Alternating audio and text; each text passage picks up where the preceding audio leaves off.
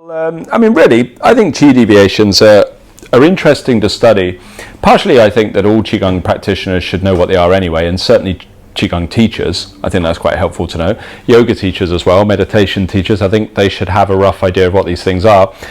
But then on top of that, I think understanding when something goes wrong is actually quite helpful for understanding the mechanics on the inside of Qigong exercises anyway, because you kind of have to go right into understanding their workings to see what has gone wrong in the first place. So it's quite good even for people's understanding of internal work in general.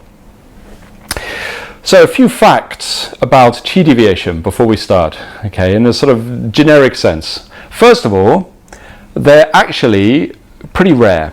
They're pretty rare for people to have Qi deviations with the percentage of people that practice internal arts, because of course in Qi deviations I'm including not only Qigong but meditation and yoga as well, and then I guess the extras. I don't know.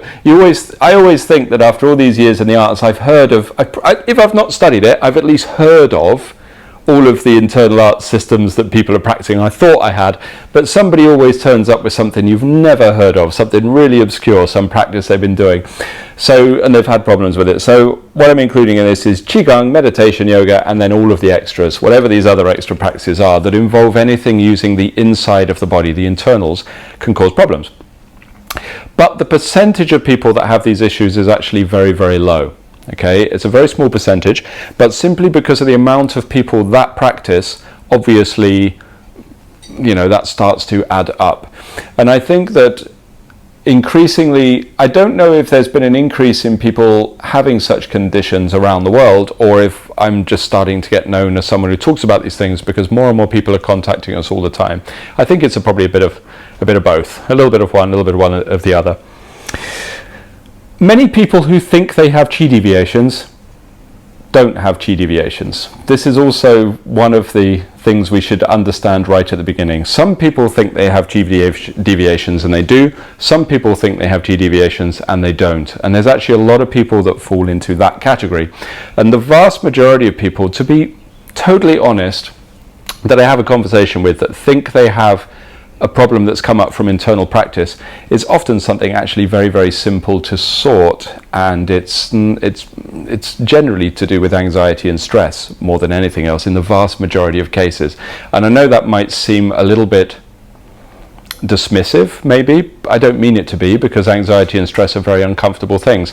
And I think generally a lot of people will start to equate, I mean, anxiety and stress can produce such a multitude of symptoms, you know, that you can't always sort of say this comes from this. But if you often just show them how to relax and breathe properly and chill out, often many of those symptoms go away.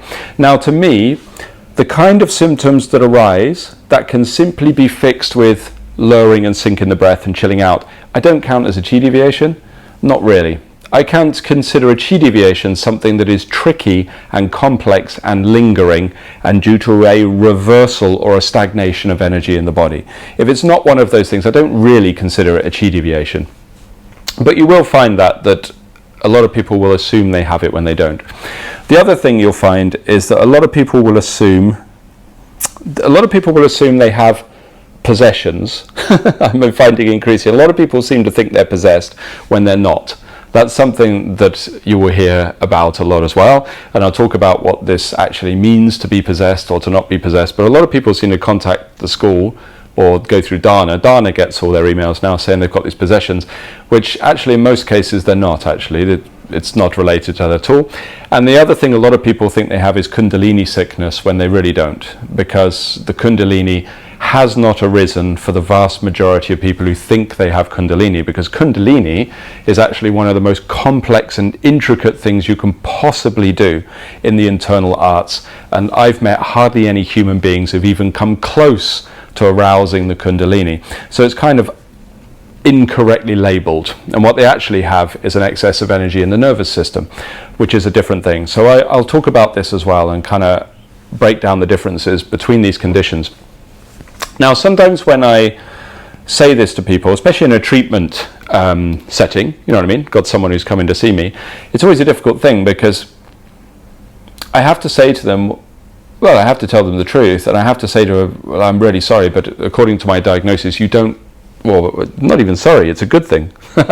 It's a positive thing. According to my diagnosis, you don't actually have what you think. You're not possessed, you don't have a Kundalini sickness. Quite often it's just a very simple thing we can rectify, and we do that. But it is surprising that sometimes I get resistance. There's almost like a disappointment that they're not possessed, or a disappointment that they don't have Kundalini sickness, and there's a weird sort of psychological sort of, I don't know, conversation that's supposed to be had, but I don't have much of a bedside manner, so I'm like, all right, whatever, and that's that. But I guess for some people it can be tricky. So it's a complex thing to kind of break down, yeah.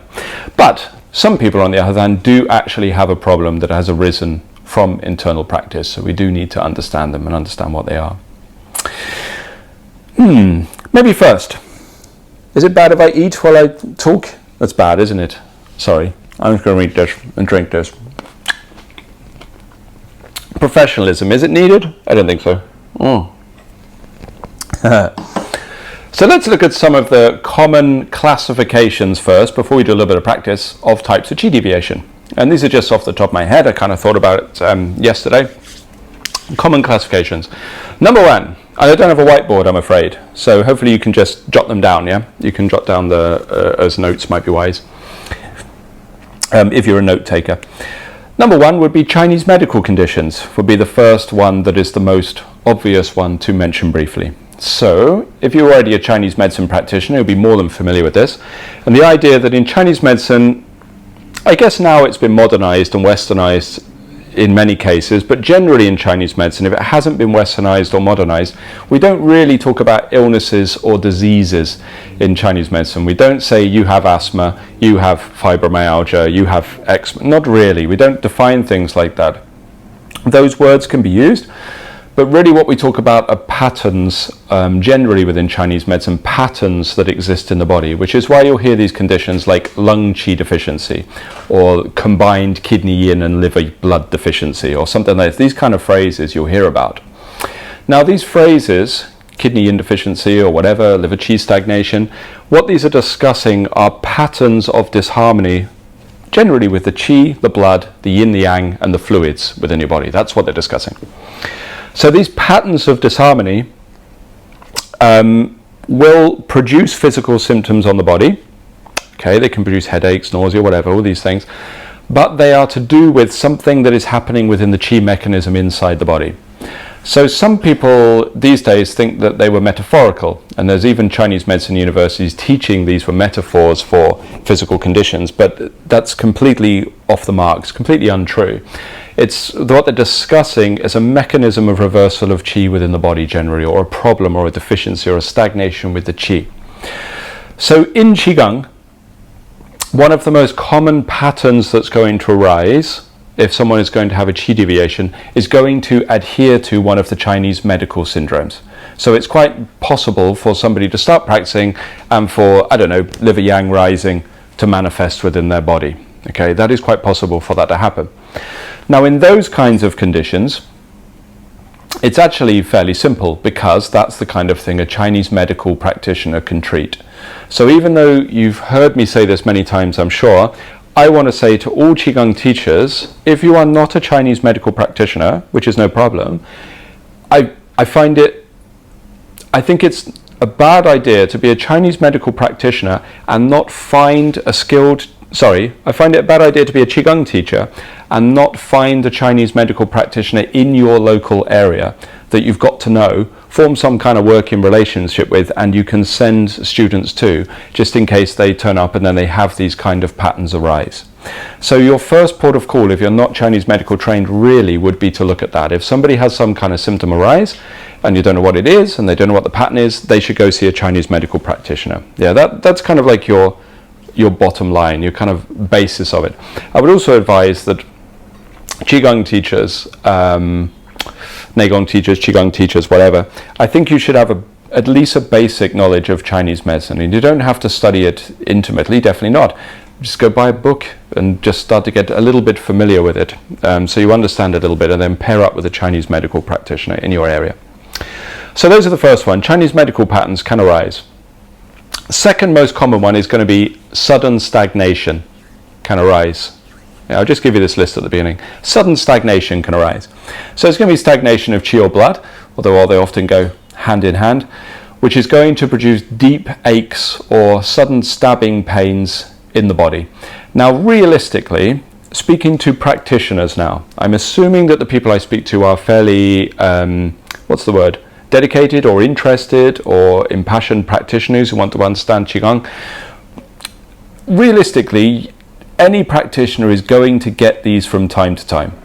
I'd be lying to you if I said otherwise. I think anyone who's done internal work for some time, at some point, has had a sudden certainly if they trained with me, a sudden bruise or pain, or like someone suddenly jabbed a needle in your arm, and sometimes it can just flash up for a second and then sometimes it can disappear. Have many of you had that I can see on the screen? Different times, just random, yeah. So with something like that, there needs to be a little bit of common sense before anything else, because if there's a sudden, of like discomfort or a bruise comes up or something like this, it's not necessarily the worst thing. Okay, if it comes and goes, if it just flashes and it's gone. But if it is obviously persisting and it hangs around and it stays, now it is an issue. Okay, now it is something that is problematic. Yeah.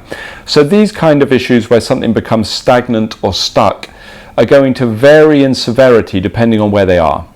So you could probably guess that, right? If it's, for example, in your arms and legs, it's probably going to be less of a problem than it's in the middle of your heart or your brain, right? You would assume that it's more problematic if there's a sudden stabbing pain in the middle of the brain or the heart or something like this, okay?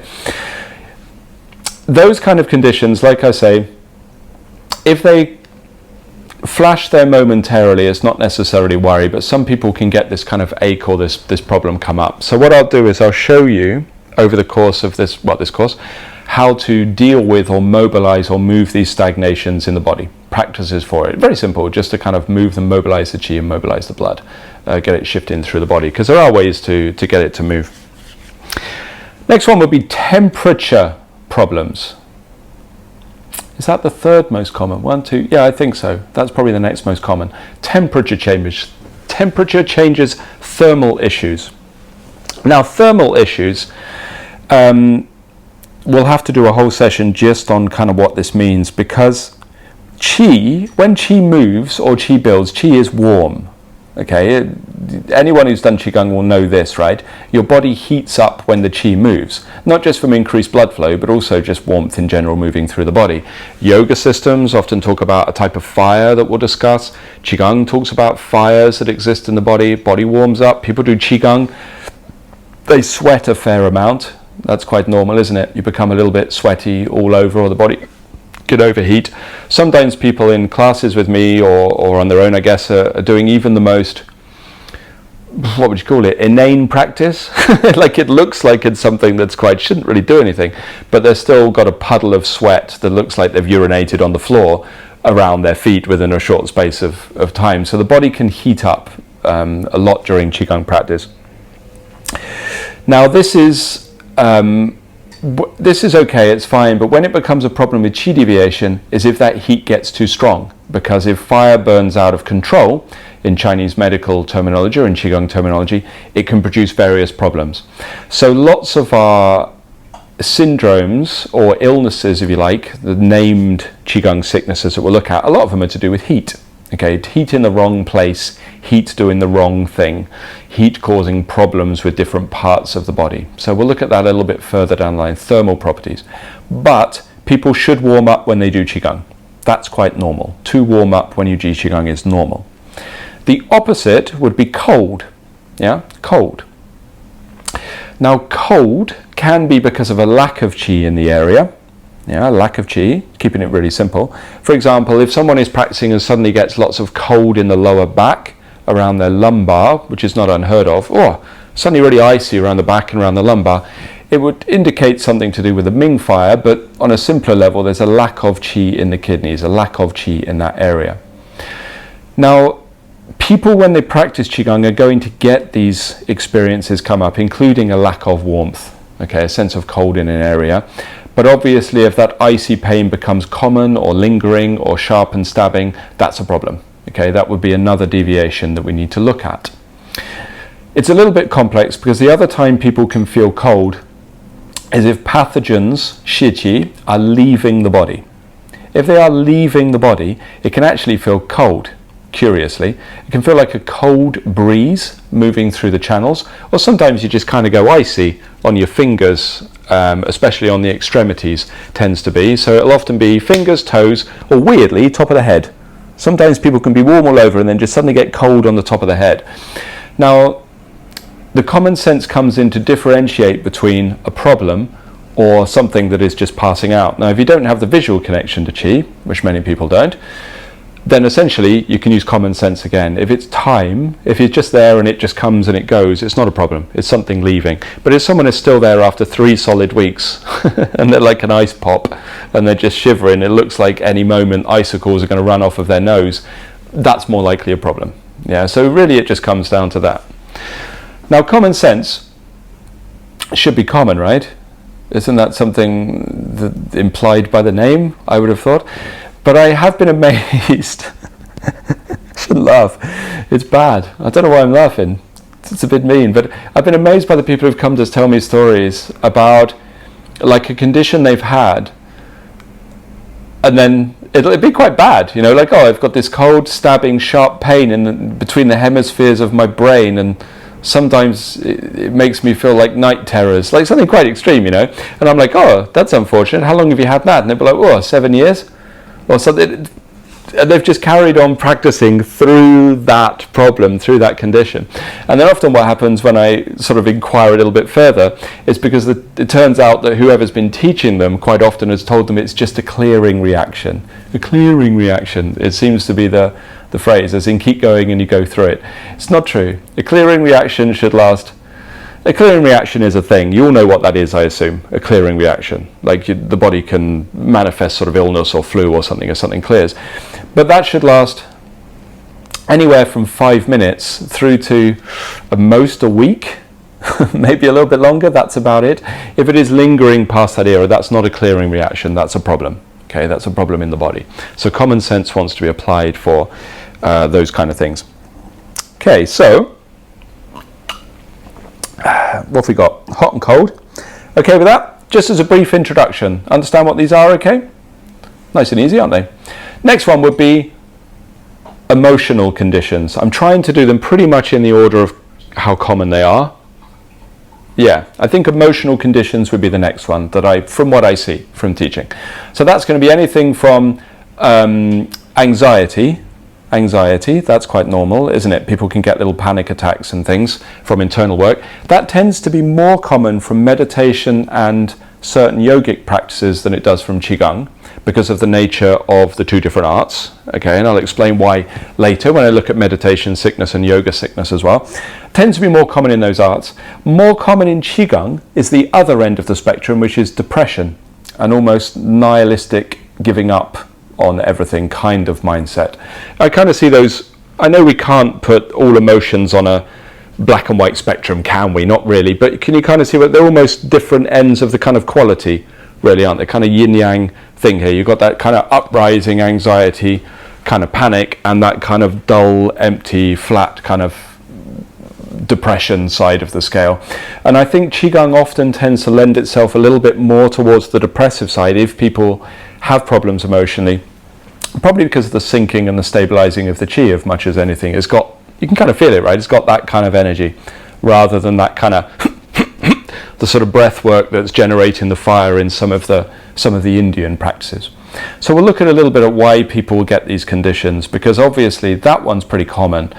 And what will happen is generally people have had that kind of condition beforehand, and then on a real simple level they look inside and then their awareness goes, oh, there it is. There's that thing on the inside of the body that you're now looking at. So a lot of these emotional problems are coming from the act of looking inside as much as anything. Yeah. So we'll look at that in a little bit as well. So how about other things people can get? Oh, it's going to get really frightening, this course, isn't it? Is it going to terrify you and make you paranoid? Is that what's going to happen? It's like if you do Chinese medicine, everyone becomes a hypochondriac. when you're teaching that. I'm sure Western medicine's probably the same. They'll just get hooked on the pharmaceuticals, don't they, while they're doing the Western medicine courses? I don't know. But yeah, everyone always gets these kind of issues. So with regards to this one, don't be frightened by these, but the next one is really going to be, I would say people can get locked inside a trauma sometimes from internal work. It's kind of, they kind of cycle round inside a traumatic memory or a traumatic mental state, and this very much links into something called dragon sickness that we'll explore a bit further down the line. So these traumas can be quite frightening for people. Sometimes they can lead to night terrors or even waking nightmares as well, but that's quite extreme. That's not very common, but I've known people that have had that from internal work. That's possible. So after that, let's do leakage. Let's do leakage. That one's quite interesting, I always think. Leakage of Qi. Everybody leaks. That's your first fact with regards to Qi. Everybody leaks Qi somewhere from the system. And I don't mean through your bladder or through your skin pores or something. I mean literally through your energy system. There are things that leak out of the body. Now, in the majority of cases, that's not really an issue. It's fine as much as anything. We're all just buckets with a few holes in, to be perfectly honest. But some leakages can be problematic. So what will happen is some people, while they're practicing, will build Qi in certain areas, and then it's just going to empty out. And one of the biggest problems of it empties out from the lower abdominal space and the kidneys and the dantian. That can be an issue. Yeah, so we'll look at that as well.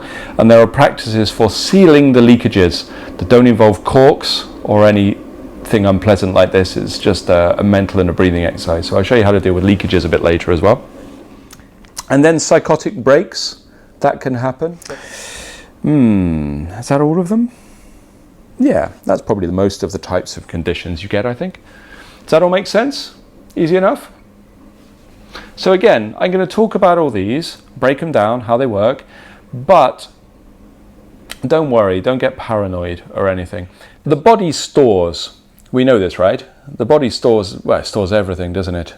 It's an efficient part of the body, and it's also a very inefficient part of the body.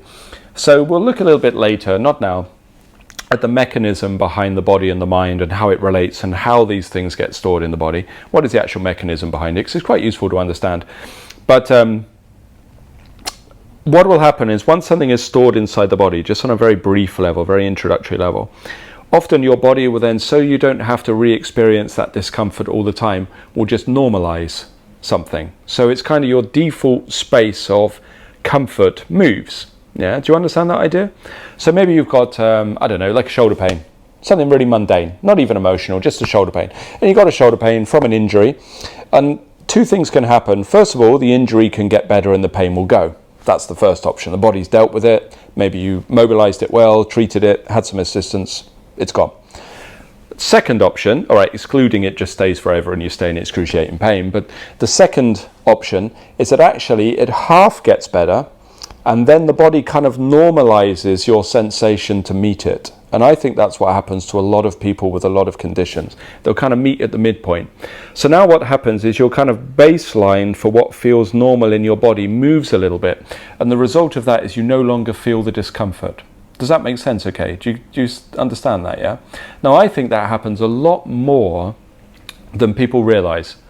And how do we know this? Because as soon as they start doing anything where they simply stand or sit and look inside, all that pain comes back. Yeah, that's incredibly common. It will just pop up and there it is in the body. So a lot of people will start doing Qigong, and it doesn't even have to be something particularly powerful. It can just be a bit of sort of something gentle. You know, a little bit of gentle this, bit of breath work, bit of moving the body, mobilizing the limbs. And what happens is all these aches and pains start to come back into their body. Bruises, discomforts, sharp pains. And they're like, oh, where's that come from? And often, if they actually start to look back with their memory, they'll realize a lot of those discomforts have just come from old injuries that they've had in the past. They'll just pop up, oh yeah, I really fucked up that hip on a horse riding accident many years ago, or there's that knee from a skiing thing, or there's where that shark got my leg, or whatever. These kind of things are going to sort of re-emerge on the body, these kind of discomforts. That's quite normal. Okay, that's quite normal in Qigong. So as much as anything, when people look inside and these things start to reappear, there's a whole process where the body kind of has to deal with it, finally has to confront that condition. And if you're very, very sensitive and you've got quite thick flesh, trying to be polite there, let's be honest, if you've got slightly thicker flesh than some other people may have, then some people can actually feel that discomfort moving, like in depth. So sometimes people have a deep pain, and then I've spoken to them and they can feel it moving out, and then they feel it near the surface, and then it goes. But if you're a little bit skinnier, that can be a little bit difficult to feel, that sort of process. But that kind of thing is very, very normal. The body just has to re-experience that as you're looking inside, and off it goes. Now, those things to me aren't a problem. But on top of that, your emotional and your psychological things are also stored there in the nervous system as well. So sometimes the body will have normalized that experience in order for you to cope with it. And again, I know very, very basic, but it's like, do you really want to be living all the time with all of the traumas and emotions that you haven't been able to deal with at the front of your awareness? It might be a little bit tricky. It might be a little bit uncomfortable for you to get through your life with every problem that you have right at the front of your mind. So the brain and the energy system have various ways of dealing with it. There's even a whole mechanism contained within the channel system, within the meridian system, to transfer these emotions through the body via the divergent channels into the Lorcan channels, and to shift them around to kind of mask them from your awareness. So it's actually studied in Chinese medicine how it's moved. But on a really sort of simpler level, within the body, when it masks us from that emotion, often when we start to look inside, those things can re-emerge and they can pop up once again. Now, if they're stored in the nerves, often when you look inside, your brain will just re-register the emotion. But if it's stored within a pattern within the Qi, once the Qi starts to move, then once again, that kind of emotion can move towards the surface of the body, or the surface of the awareness, I should say, and then it can be re-experienced. So Zhe Gong would probably be or spontaneous movement or spontaneous reactions from Qigong, if you don't know what that is probably the easiest place to see that happening, isn't it? Like that kind of pops out. Or if you go to a meditation or yoga class, Shavasana, often people laying in, that's often why they go to yoga classes, stress people so they can do the corpse posture at the end. And if you ever go to a class with lots of people in corpse posture, if you look around, there's always one or two sort of gently sobbing or something in sort of big classes, just sort of letting some tears out. And as much as anything, it's the same thing. It's just that stuff that's stored in the body that the attention is now applied to, that's just being released. Yeah? So then how about viruses, bugs and flus? They're stored in the body as well. I don't know if people are aware of that or not. But probably not every time, but a lot of the times when you accumulate those kind of illnesses and sickness, especially if you've had a lot. Some people are very prone to those kind of conditions, aren't they? They catch a cold every 5 minutes or whatever. Some people a little less often. But they get stored in the body as well. So when people start doing Qigong and they start to clear out the purging, Dao Yin aspect of it, it's quite normal for people to get flu symptoms and cold symptoms arising. That's not unusual, yeah? In fact, that's incredibly common. I'm sure many of you have been on events with, those of you who have been on events with me on larger groups and noticed after about, what is it, day 4, day 5 on longer retreats? It's about then, isn't it, that loads of people start getting running noses and coughing and light sort of cold symptoms. It's always about day 4 or 5. That seems to be how long it takes. And then by about day 8 or 9, if it's a longer course, they start to move through it and that starts to come out. And it's the same. It's just pathogenic debris stored in the body from old colds and flus and things like that people have picked up. That's not unusual. Okay, these are all quite normal things for practice. So I wanted to highlight those because those are not Qi deviations. Just so you know, those are not Qi deviations. Those are, what would you call that, Qi? I don't know, that's just general, that's just what's going to happen with internal work. Yeah, a Qi deviation is something that is unexpected, chronic and problematic, I would say. Yeah, those are the things that are an issue. Okay, so far? Easy enough? See, starting very gentle, super easy, but we'll get more complex as we go on. There's a difficulty, isn't there, really, with this kind of process, because there's also the other side of the arts and the other side in the internal arts, that there are also what most people would consider negative, which to me is just a label, it's just a bias, it's just a preference. I don't personally consider it negative necessarily, but unpleasant experiences that can arise from certain stages of the training is going to happen, yeah? And the deeper you go into the training, let's be honest, the more unpleasant some of those reactions are going to be. So in the early stages, it's going to be fairly minor. What do people get? Early stages of Qigong, what do they get? A bit of lightheadedness sometimes. That's not unusual, is it? A bit of lightheadedness that comes and goes. Nausea, that's quite common, isn't it? Loose bowels, isn't that one of the most common symptoms when the dantian starts to go? Aches and pains, a little bit of coughs and colds. All of those things to me, I would consider normal and acceptable. They're within my realm of what I consider for a beginner to be normal. Like, that's okay. Lightheadedness is the one that frightens people for some reason. I don't know why, but to me that's no big deal, especially if it only lasts for a short space of time, which is normally what happens. People get a bit lightheadedness, which is generally actually starting to happen as the diaphragm starts to free itself in beginners. Okay, and we'll maybe break that mechanic down a bit later. If I say I'll talk about any of these things and I forget, just remind me in the questions and I'll explain the mechanism, because there's quite a lot to cover. And I haven't got a whiteboard. So write it down. You can remind me. It's an interactive course, and I'll fill in any of these things that you want to understand a bit more.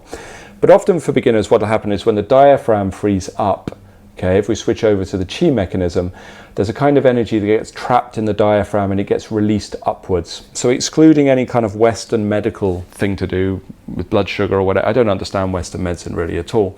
From an energetic point of view, when the diaphragm frees up and the Qi rises, it's quite normal for people to become a bit lightheaded, and it doesn't last very long. It's normally the first 3 or 4 times the dantian starts to mobilize, isn't it? If there's something stuck in the diaphragm, sometimes first 3 or 4 times they do breath work. And I always say, sit down, drink warm water, chill out, and you'll find that it will go away. Yeah, because that's generally what happens. Yeah, it's very quick. It's only a problem if it lasts longer. So those kind of things that are acceptable, I think is okay, but I try to discuss them with people that it's normal for these kind of things to arise. It's normal for these things to arise. But if you don't want it, then that's okay. Just train more slowly and more gently. Because as much as anything, if you have a strong energetic process, your foot on the gas is controlled by how much practice you do. Yeah? How long you practice in a session really governs how much gas you're putting into the vehicle, right? Like, how much am I putting down on that accelerator pedal? So if the process is going through something that's unpleasant for you, like, I don't know, whatever, nausea, stick with nausea. Maybe it's going through a process because it's rebalancing the digestive system. Incredibly normal, because our digestive systems are all messed up, not just from our food that we choose to eat, but what they do to our food as much as anything before you eat it. I mean, can we really eat organically these days? Is it possible, unless you have your own kind of organic farm land with a big dome over it so the air and the rain doesn't get into it and you filter it? I don't know, it'd be very difficult. So often our stomachs, our digestive system are a little bit messed up, so nausea is quite common. But if people are doing Qigong and they're doing short sessions, 10 minutes, 20 minutes, 15 minutes, at that time when it's unpleasant, they'll just kind of ease through it. It's almost like you're just touching the problem, stimulating a little bit and then leaving it alone. Touch it, stimulate it, leave it alone, and you'll just work through. But if you then do a 6-hour practice session, all you're doing is you're just taking that bruise or whatever and just poking it and just digging around in that problem and hoping it goes away, which is obviously not going to happen, because there's almost like, what do you call that curve? Is it a bell curve? Is that the name where it kind of does that? I don't know, I'm not very good at all that kind of stuff. You have that kind of, it's beneficial, it's positive, it's eustress, if you like, and then there's a little bit too far and now it's kind of problematic. Now it's distressing the issue, it's causing problems, or stressing the issue, I should say. It's making it worse. So for practitioners, there's a skill that really I think each of us needs to learn ourselves, that how do we touch whatever we're releasing and allow it to happen, but then not push through it, because pushing through it does not work. It is not going to work, not with an energetic condition. It's just going to reinforce it as much as anything. Do you understand that? Cool. So the reason I'm talking about these at the beginning, because these are still not Qi deviations, right? These are just practice. This is life. It's because I'm aware quite a lot of you are teaching either for me within Lotus Qigong or somewhere else or whatever. It doesn't matter. You run groups of different things.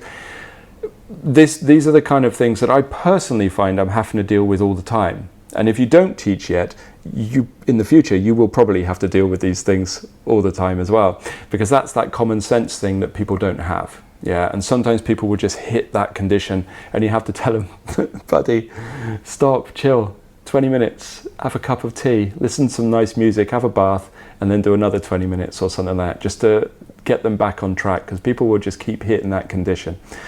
And I've been a little bit frightened sometimes when I've heard of teachers saying the opposite, that you should just hammer through. Never hammer through. Do not hammer through a condition. Gently ease through it, yeah? Same with Chinese medicine. People might think that I'm quite hard-hitting with Chinese medicine. I'm not. I'm more gentle than most practitioners.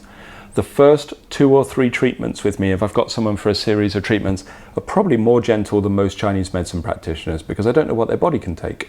I don't know how sensitive they are, so I'm very, very gentle. And I use very, very mild points. And then only once I get used to them, oh, that's where their sensitivity is, that's where their reactivity is. Okay, now I'll up the ante a little bit, but I never go in heavy, because I wouldn't want to catch someone unawares who's really sensitive and just send them off down a spiral, which can happen. And it's quite similar with Qigong when people are dealing with these reactions. They need to get used to it and feel it and learn how to sort of stress it a little bit and let that out and then normalize it a bit, yeah? So just sort of common sense pointers. Okay, last bit before some practice. Breathing. Anchor in the breath. Is that the easiest, most gentle practice in Lotus Qigong? Is it? I think probably, isn't it? Isn't that the most gentle thing other than shoulder rolls? Shoulder rolls are more gentle, aren't they? Maybe spine waves, other than that, I don't know. But anchor in the breath should be, in theory, you're just paying attention, you're breathing.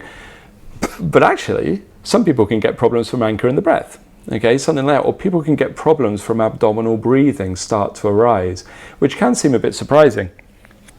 But actually it's because of the close connection between the breathing, the nervous system, and your emotions. They're all intertwined. Yeah, they're all very, very closely intertwined.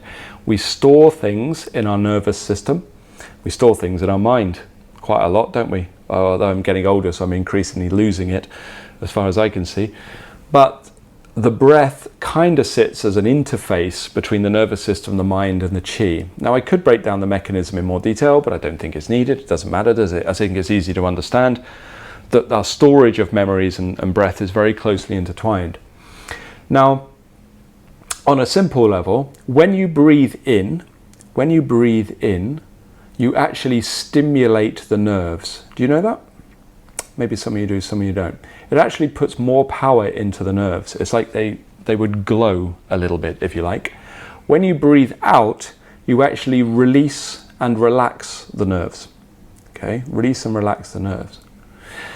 So, not that people might realize it, but when they're doing breath work, where they often get problems, or they start to look inside, or even they're just doing something like Vipassana or whatever, and they start to breathe in, it's actually inhalation normally that causes the stress to arise, causes it to come up. Yeah, it comes here. The in-breath has a closer connection to the yin aspect of the body, storage, okay, parts of that, thought forms. Remember, yin is form. That includes thought forms, mental construct, memories. Those all count as yin, okay, count as forms.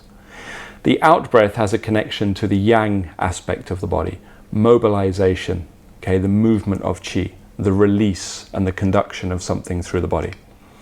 So when we're breathing, as much as anything in practice, this transfer between thought form, processing of thought form, processing of thought form is taking place with every breath. Do you understand that okay? Does that make sense? Yeah. Now you can see it in people's breath, because if people struggle with the in-breath, yeah, they breathe in and maybe the in-breath stops and judders, like it's coming like this, almost like they're crying or something. You know with the breath I mean? It sort of stops and starts. It's kind of juddery or something like that. Almost looks a bit like mini gasps when they're breathing.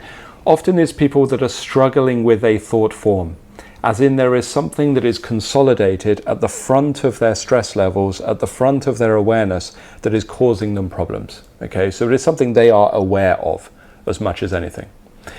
If, however, they struggle on the out breath, just as some pointers for if you're ever watching yourself or watching some people that you teach. So the out breath is juddery or something like that. Kind of gets stuck or whatever on the way out. Or maybe it's just kind of much weaker than the other one.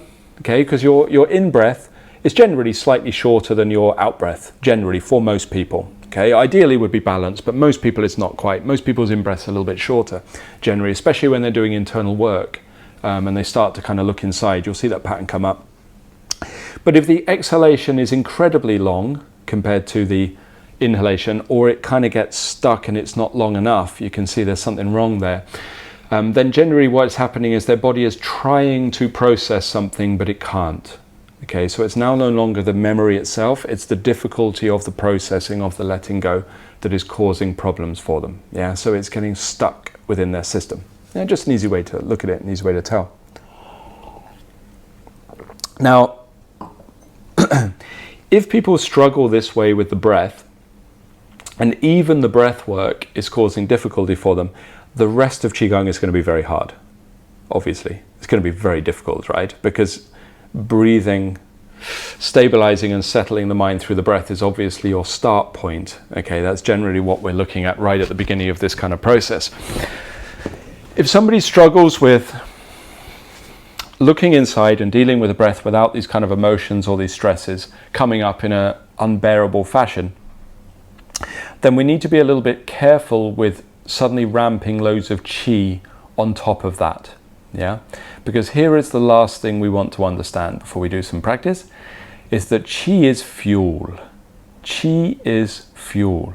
I think all teachers and all practitioners want that written down in big capital block, sort of capital letters next to where they practice until they're used to that idea, because I'm surprised that a lot of people will miss that. Qi is fuel. What does it fuel? First of all, I would guess your energy levels. That's the first thing, isn't it? So how many people over the years, maybe some of you teach Qigong, have had the same, have started Qigong and then they've done Qigong and then they've been doing it 6 months and then they come back, or maybe a year, and then they come back and they complain to you, it's really annoying. I just got too much energy and I don't know what to do with it. That is really common to hear from somebody that starts Qigong. It's like a complaint that they didn't want more energy. So consequently, they're like, I don't need as many hours sleep anymore, and I just can't sit still. I've just got all this energy. To me, that's positive. That is a really positive thing. It means they now have to take that time when they used to collapse and be lazy, and they need to go take up a sport or a hobby or dancing or badminton or not golf, come on, something else, whatever. Something to burn up that energy, to use that qi up. Yeah, because that's why you have it, ultimately, isn't it? You want to build more energy so you have more vitality. But qi can also fuel your emotional states. Okay, it will fuel your emotional states. It kind of amplifies it. So if you are very angry and then you pile lots of qi on top, it can become more angry. It can fuel that pattern within the body. If you are very anxious and you have lots of anxiety and then you put lots more energy in the system, it can produce more anxiety. Yeah, it's easy to see how that can happen, right? If you have a condition such as, I don't know, liver yang rising or something like that, one of these Chinese medicine conditions, if you build a lot of qi, it can be fueled, it can be made worse. Okay, it's the same. Qi is fuel.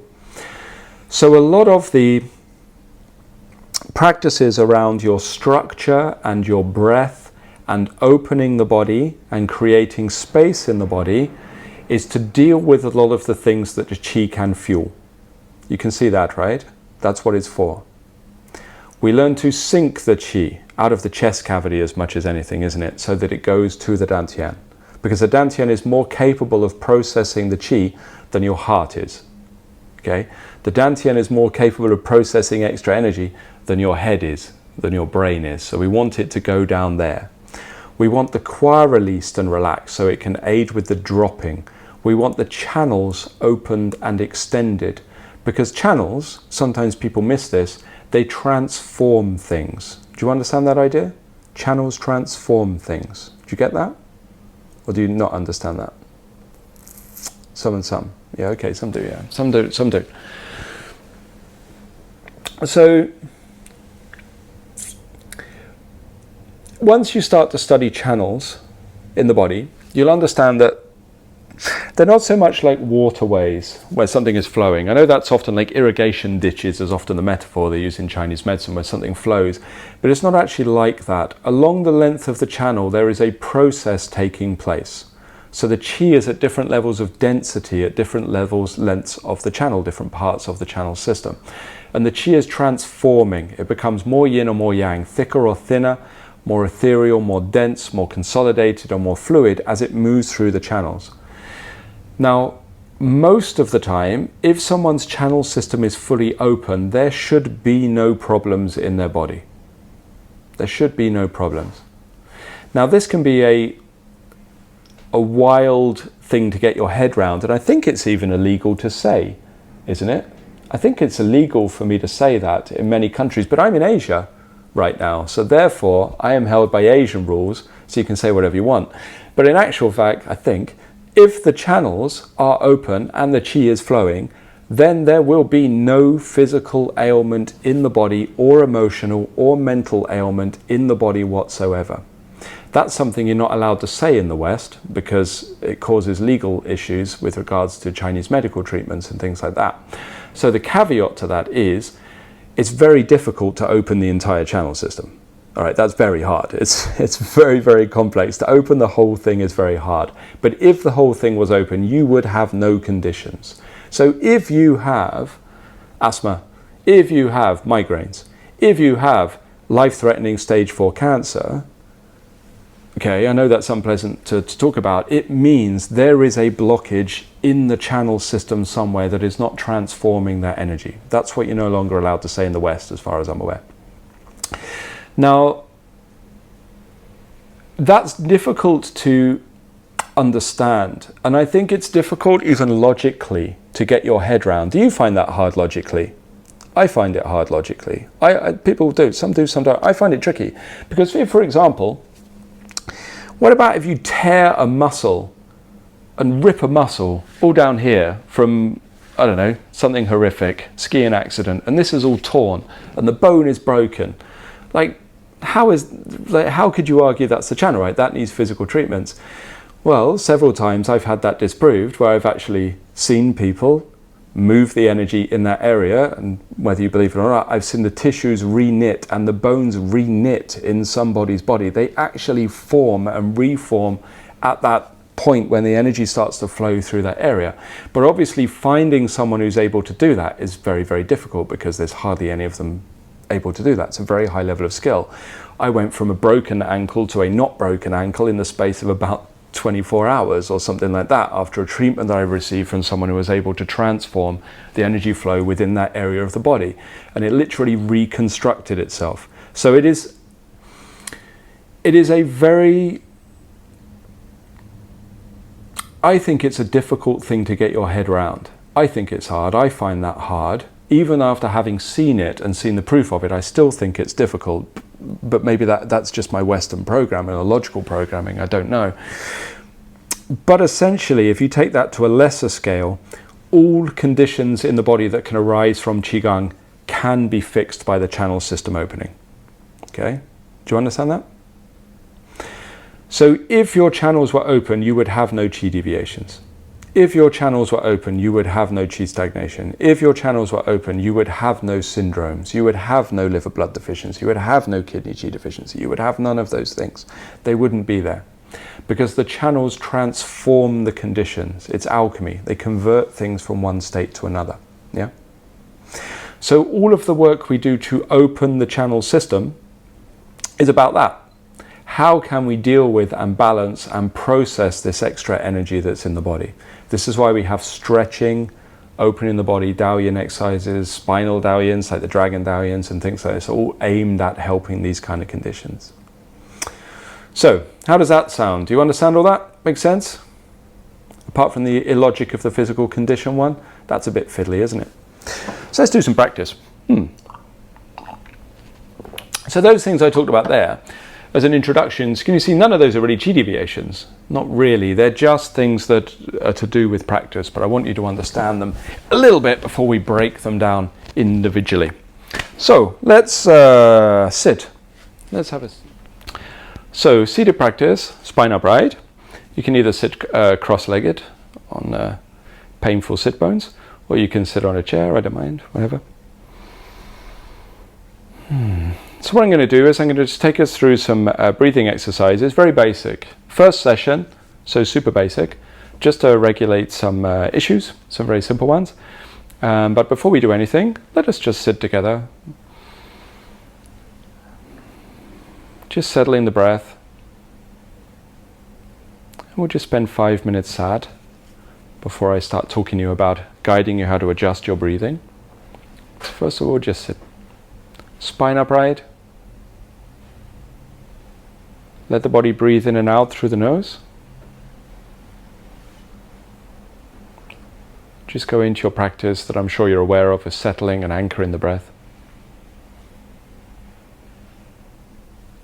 And I'll come back to you in a few minutes.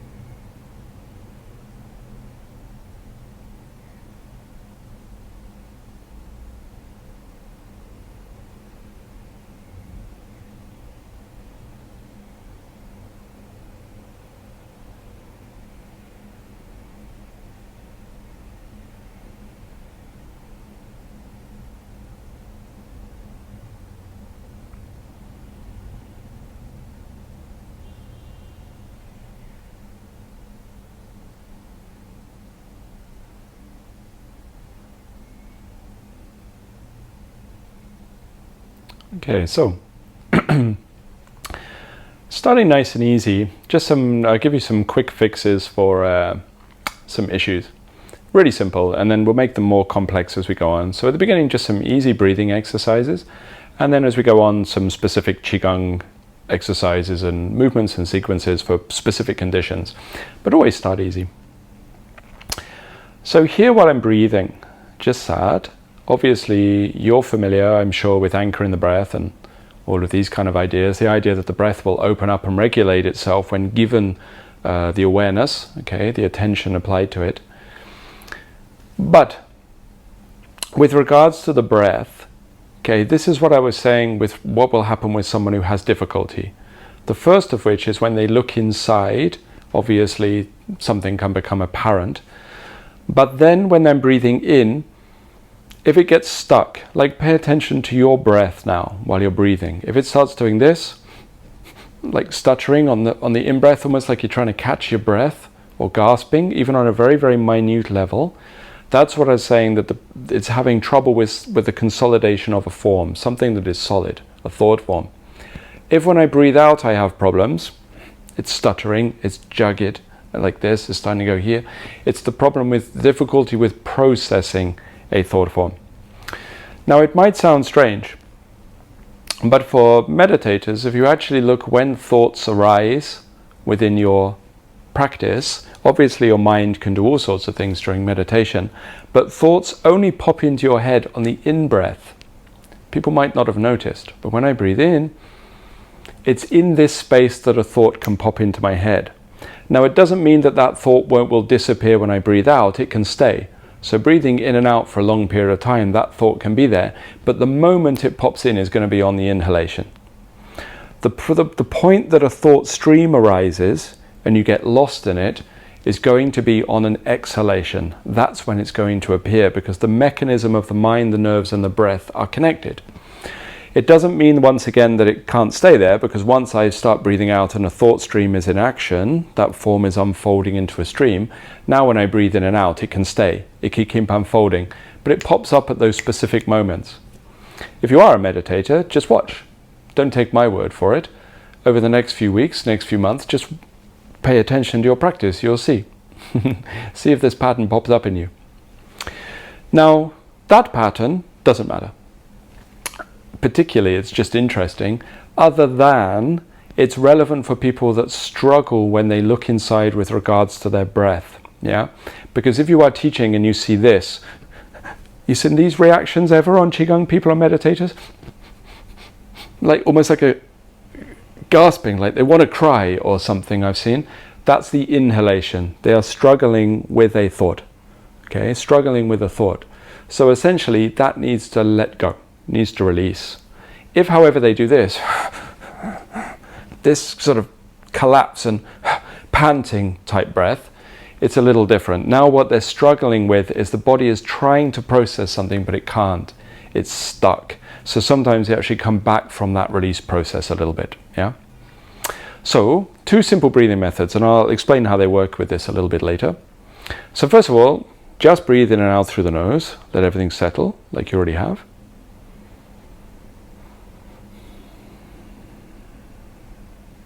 And then the first thing we do is we're just going to release the body by breathing out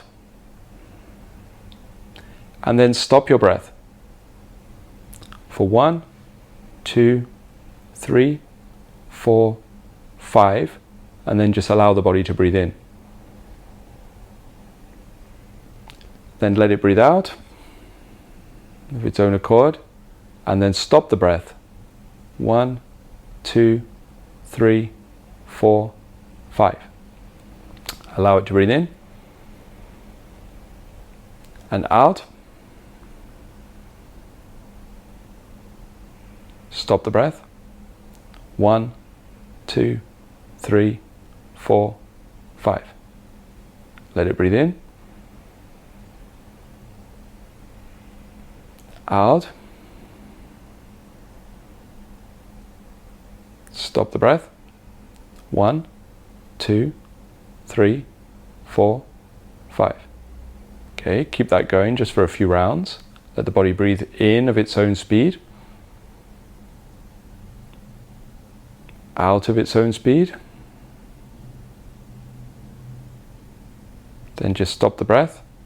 1, 2, 3, 4, 5. I'll just be quiet for a few minutes, let you try that. Then I'll take it further.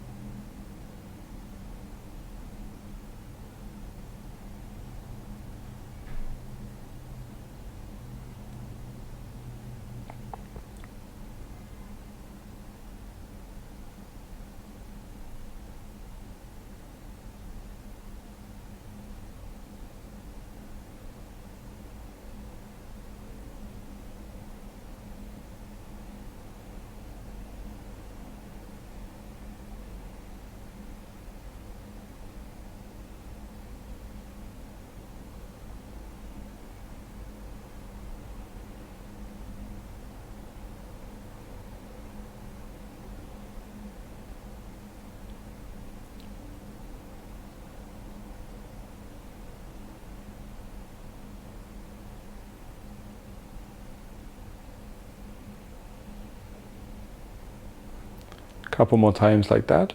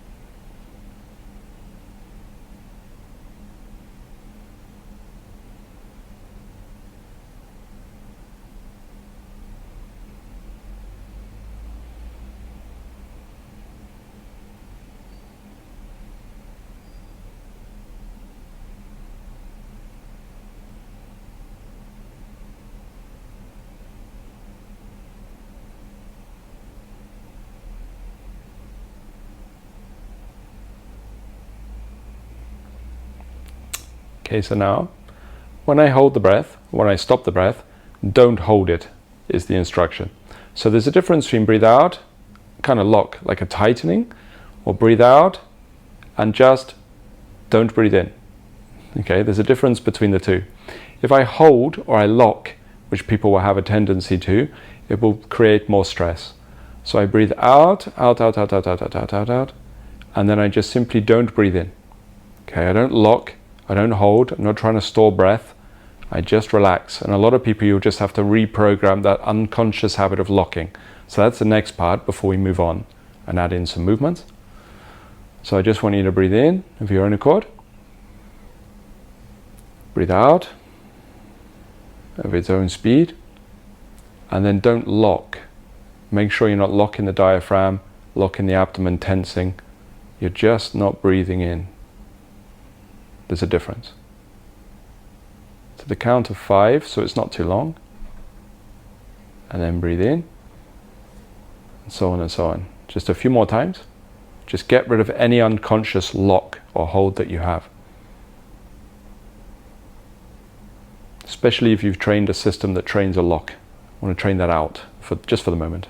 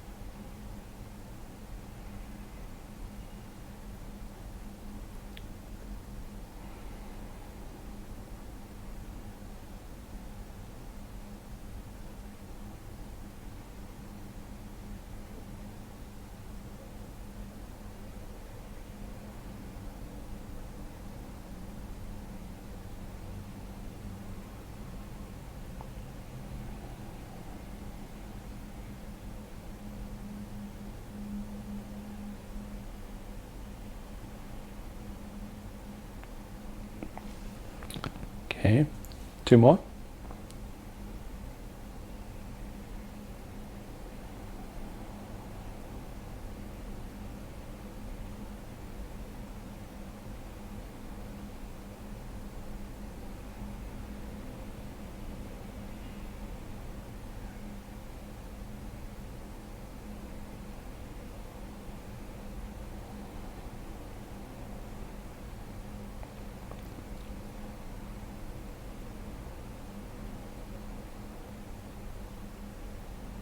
Okay, now the hands.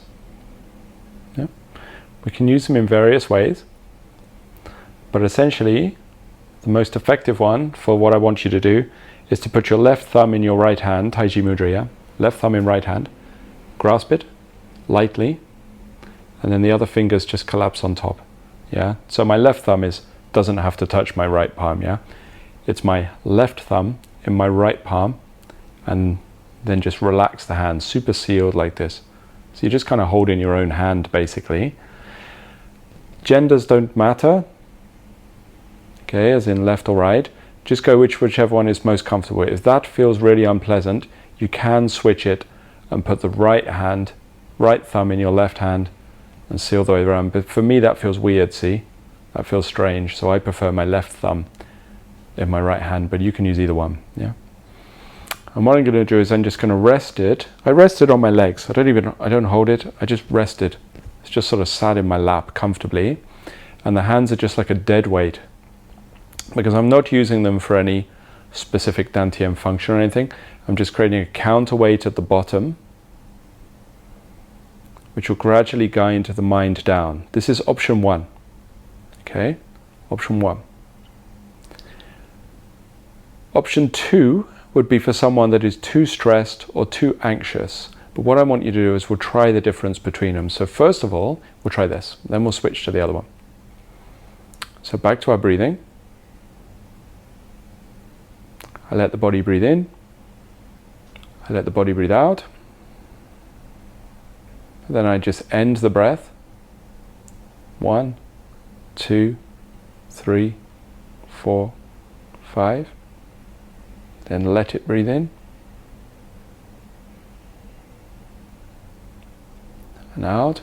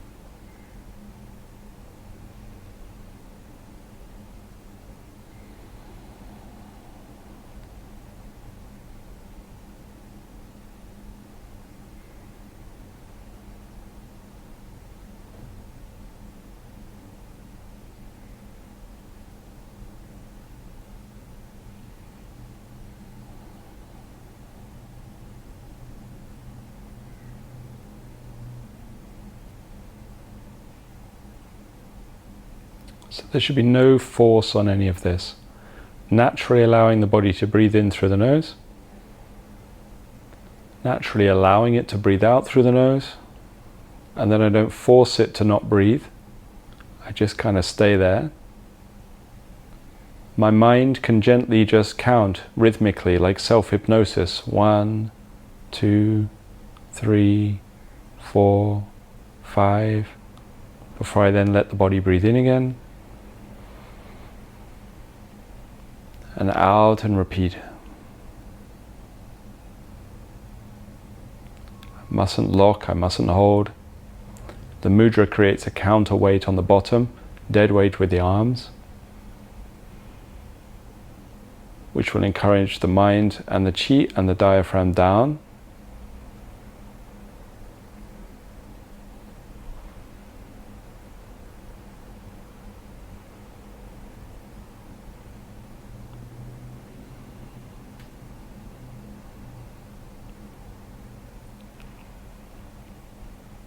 So you just keep trying with this breath, keep going. It's fairly simple, nice, easy, quick fix. So this breathing method, by not locking, it's very common in Qigong hospitals, or used to be before they shut them all down. This is to take people out of anxiety, out of fight or flight. It releases the diaphragm and takes people away from an anxious mode. So it should relax, but not relax in just a mentally calming way. It actually pulls people away from this fight or flight reaction. So if people sit and breathe like this for 5 or 10 minutes, 15 minutes, whatever's comfortable, you can't expect someone to become less anxious by giving them a strict timing rule, really, can you? It seems a bit sort of counterproductive. So sit for whatever they're comfortable with and breathe this way. It'll just gradually move you out of fight or flight. It will also unstick the diaphragm. If the diaphragm is stuck, which is quite common on a lot of people, isn't it? This ending the breath for 5-6 seconds, but not holding. If you hold, you'll do the opposite. You'll actually stress the body and you'll stress the diaphragm. So there's no lock. It's just like a letting go. It will release the diaphragm. So after a while, I've done it quite a bit, right? So I'm used to the sensation. I actually feel this happen inside. Under the line of the ribs, the diaphragm kind of feels like something stretches down, like something is sinking around from this area as it's releasing the tension in that part of the body. So your first option is this counterweight on the bottom, which mustn't be held, must be a dead weight, because this is a subconscious trigger for the mind as well to pull it down out of this fight or flight. So this will take people away from that stress that they feel when they look inside. Okay, that panic, that stress. Also a kind of quick fix for anxiety and panic and discomfort as well anyway. You should find that unless there is a slight error in the way you're doing it or whatever, or a blockage in a channel or something, it should be quite a relaxing way of breathing. Okay, it should settle the mind and calm you down to do this. So our second mudra won't make sense to some of you but will to others. It'll depend on your sensitivity. This is a common one for problems in Qigong. I used to use it because I used to be a little bit, not bad, but I had a tendency towards Qi rising. Okay, so it used to kind of gather top of my head, mostly, kind of crown, sometimes in the temples, just because, I don't know, I had a bad temper. I was a young male doing Qigong, so it used to gather up there sometimes. So what you do is you release the right hand and just let it sit. Okay, don't hold it, just let it sit. So obviously if you're in a chair, it'll just kind of sit on your lap, yeah? And then you take your left hand and you touch it to something physical. Yeah, so for me it's easy. I just let my knees are resting the hand. I let the fingertips just gently touch the couch in this case. But I particularly like being outdoors and touching my fingers to the ground, to the floor. Yeah, touching it to the earth. But if you're sat in a chair, as daft as it might sound, you can kind of rest your arm and just let the fingertips relax onto the side of the chair leg. Just kind of touch it. It's just a sort of physical anchor with the fingertips. So I won't tell you what that does yet. Let you try it first. If that feels weird, change to the other side, but don't use those Qigong gender rules of yin and yang, gender, right and left, male and female. Just go with whichever one's comfortable for you. For most men, it'll be left hands touching the ground, and most women it'll be right, but it won't be hard and fast. So just go with what feels natural. So I let the fingertips touch something physical. And then again, I want you to do the same breathing method and see if you can feel a difference between the two. Just for 5 minutes. So the same where I'm letting the body breathe in, breathe out, counting gently, rhythmically 5 in my head, and then repeating that process.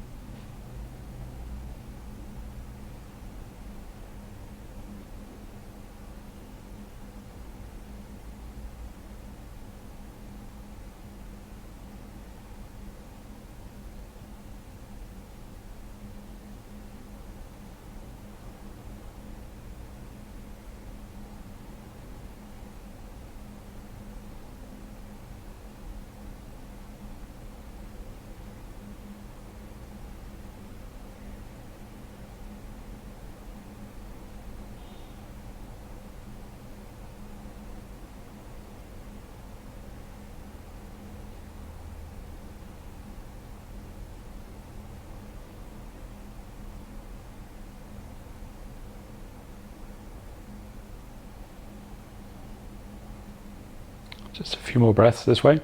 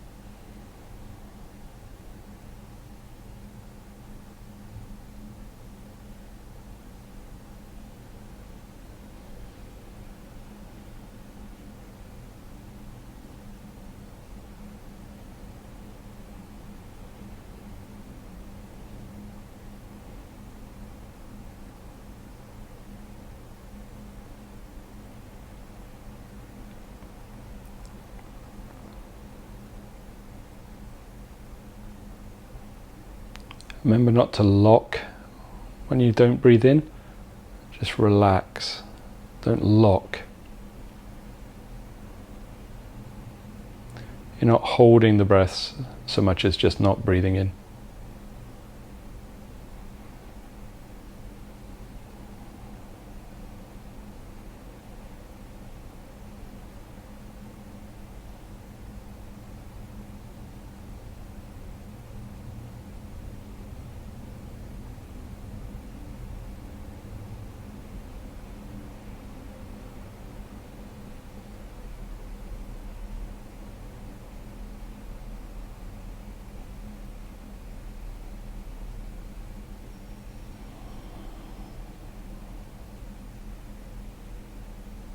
Okay. So, two different breathing methods here, yeah? Or two different practices. The first is breathing as I showed you, with the hands just resting in the lap to create a counterweight. So as I said, this takes you out of fight or flight, takes somebody out of that anxious state. Can be used if they're getting problems from internal practice, but can also be used generally in life. If someone is very anxious, to take them out of that stressed yang state. The counterweight on the bottom governs the mind, pulls it down and releases the diaphragm. So it will unstick the diaphragm as well, which is a lot of reason people's breath gets caught. This version, where I take the hand out and touch it to the floor, is very, very common in Qi Gong circles, meditation circles. I believe there's even quite a statues of some famous meditator with one finger touching the floor and things like this, which serves various purposes. One of which is the connection with the ground just drains stuff out from the head. So if somebody is having a stress, anxiety, plus Qi is gathering high, it drains everything down. The second thing it does is the light contact with the fingers is very useful for anybody that is, how do you say, losing a little bit of touch of reality with the internal work. So sometimes people can go inside, they can do meditation, just feel disorientated or dizzy or loss of connection to self, or you know, that kind of just disorientating thing that some people feel. Sometimes if you do a lot of meditation, this will happen anyway. Like, it can be disorientating, and it can be sometimes difficult to come out of a meditative state. You kind of get a bit stuck in it, and maybe the doorbell goes, I need to answer it, or I've got stuff to do. So just light contact with the fingertips towards the ground, for me personally, I know it isn't Qi deviation, but for me at the end of a long meditation system, just for a practice, long meditation practice, just for 30 seconds, a minute, just brings me round. It's like that little bit of physical contact with the fingertips and something physical just kind of brings me to. But with regards to Qi deviations, it's useful for somebody that has stuff gathering that needs to drop down. Okay, so, okay with that breathing method? Easy enough, that one? Yeah? Okay. So, now try this one. So now, do whatever you want with your hands for now. Knees or a lap, I don't mind, whatever. First of all, just breathe normally. Reset your breathing so you're not holding it after the exhalation. Yeah, so just a few cycles of the breath. Just breathing in and out through the nose.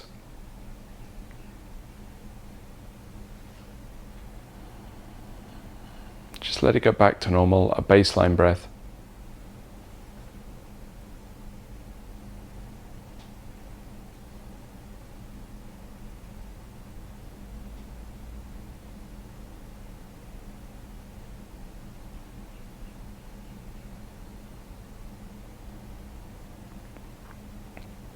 So the next one is not for people with hypertension, blood pressure, stress, or anxiety.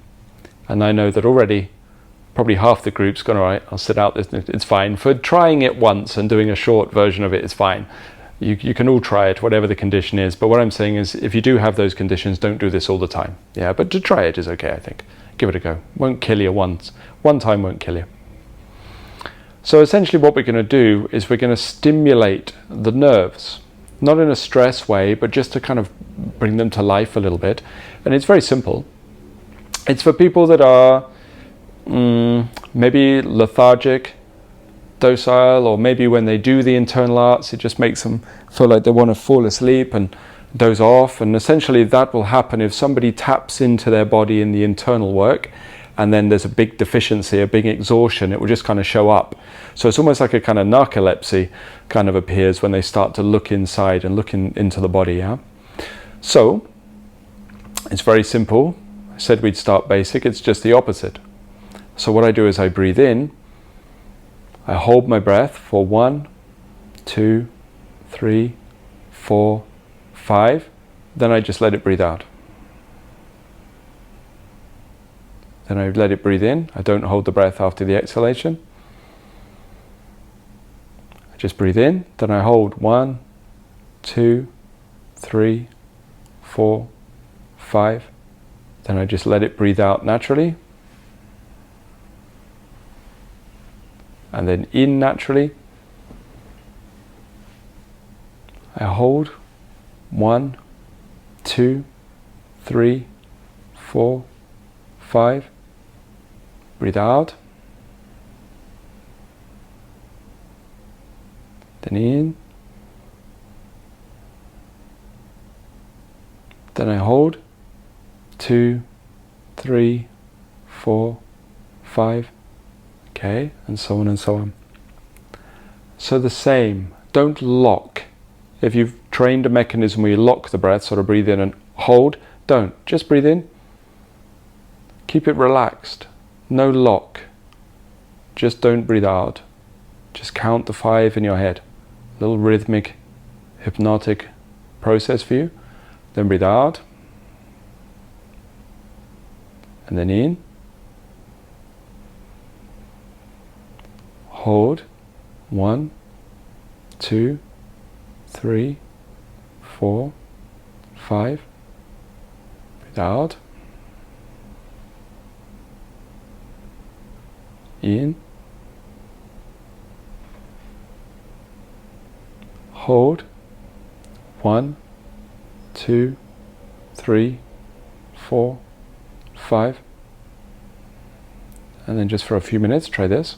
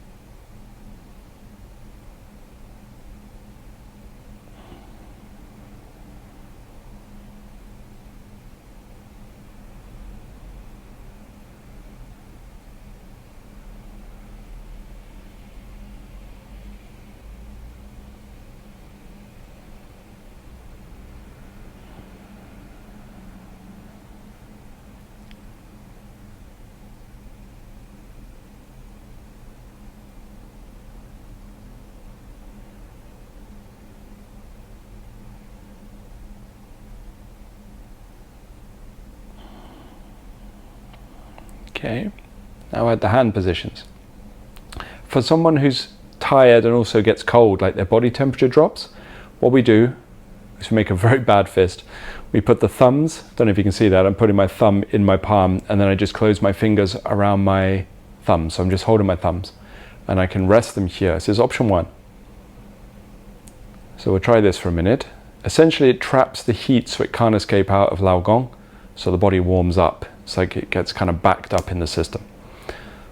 So I breathe in, hold, 1, 2, 3, 4, 5.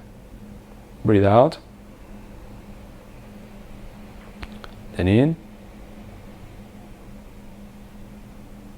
hold, 1, 2, 3, 4, 5.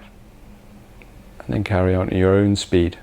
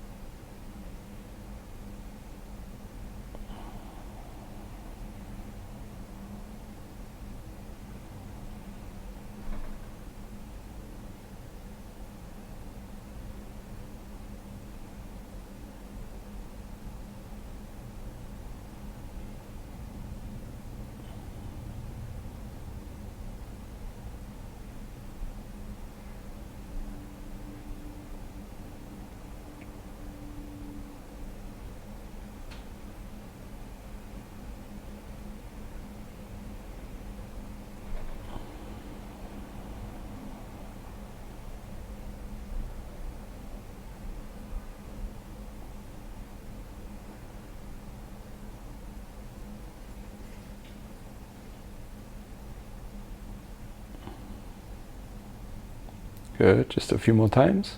Just get used to that exercise and just let it go into your memory.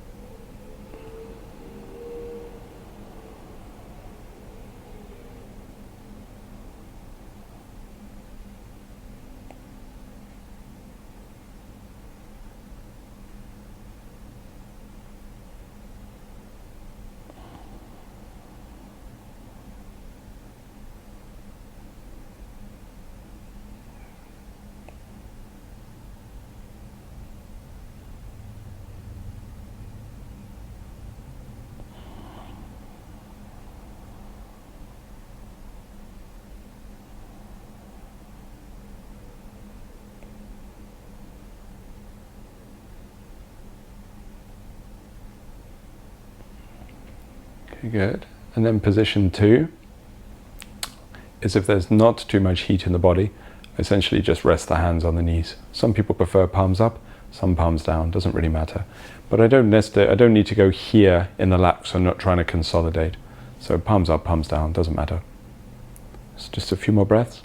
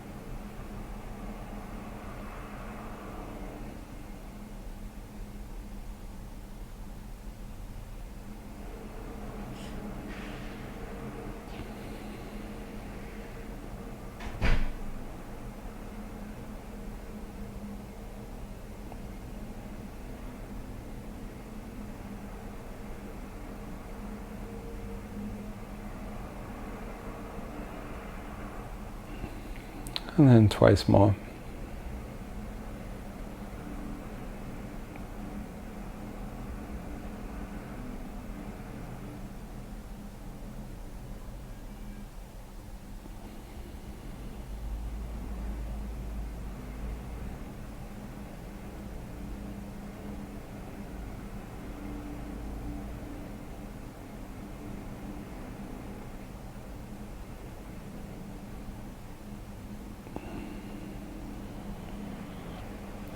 Okay, you just move the body a little.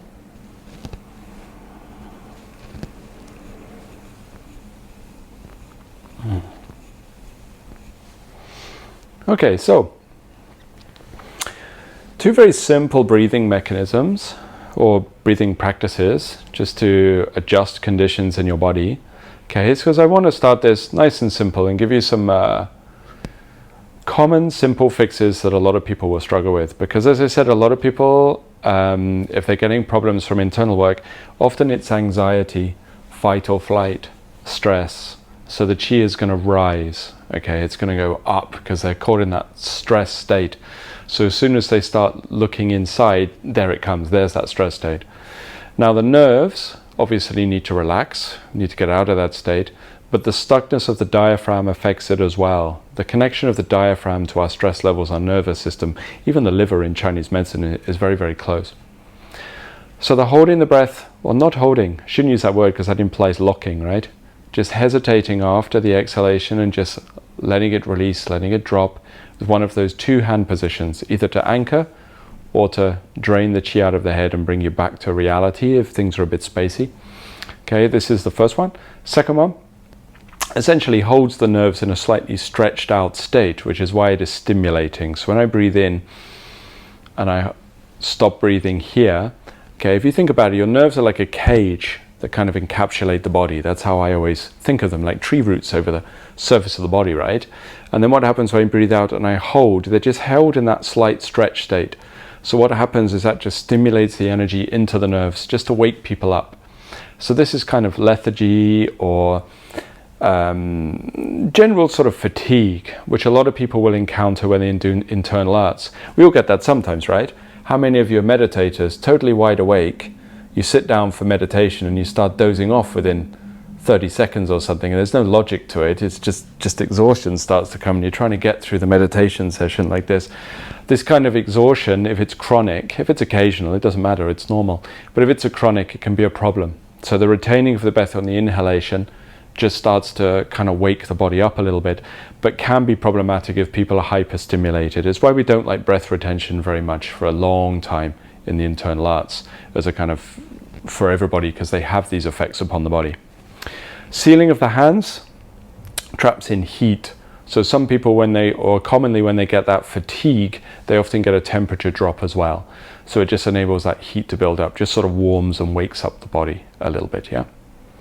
So 2 easy breathing methods, I think, that are very simple, along with anchor in the breath, okay, paying attention to the breath ultimately to change the condition of the body. And they can be quite profound, the changes they can make on someone if someone is suffering with one of these conditions.